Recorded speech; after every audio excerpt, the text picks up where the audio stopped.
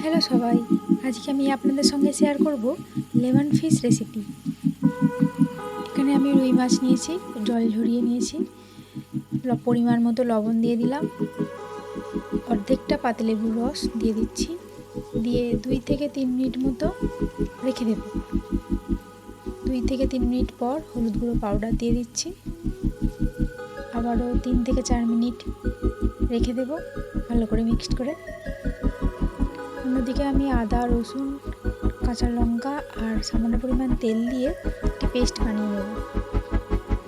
3 থেকে 4 মিনিট হয়ে গেছে, এবার আমি জল ঝরিয়ে মাছের পিসগুলো একটি একটি করে সরিয়ে নিচ্ছি। যে পেস্টটা বানালাম সেটি সবটা দিয়ে দিচ্ছি, দিয়ে আবারও ভালো করে মিক্সড করে 10 থেকে 15 মিনিট রেখে দেব।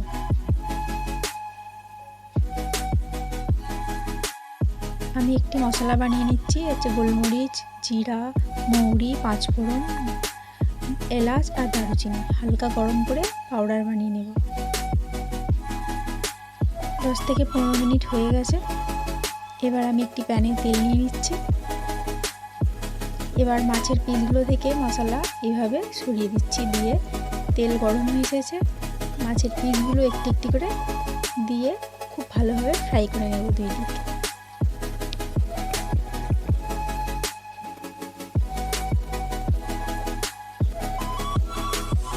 ফ্রাই করা হয়ে এসেছে, তুলে নিলাম। ওই একই প্যানে আমি যে মশলা বেঁচেছিল সেইটি দিয়ে দিলাম, আর প্রথমে যে ম্যারিনেট করেছিলাম পাতিলেবু, হলুদ আর লবণ দিয়ে সেই মশলাটিও দিয়ে দিলাম। জল ঝরানো টক দই 1 কাপ মতো দিলাম, দিয়ে খুব ভালোভাবে মিক্সড করে কষিয়ে নেব যতক্ষণ না পর্যন্ত তেল ছেড়ে আসে। তেল ছেড়ে এসেছে, যে পাউডারটি বানালাম সেখান থেকে 2 চামচ দিলাম, দিয়ে আবারও কষিয়ে নিচ্ছি।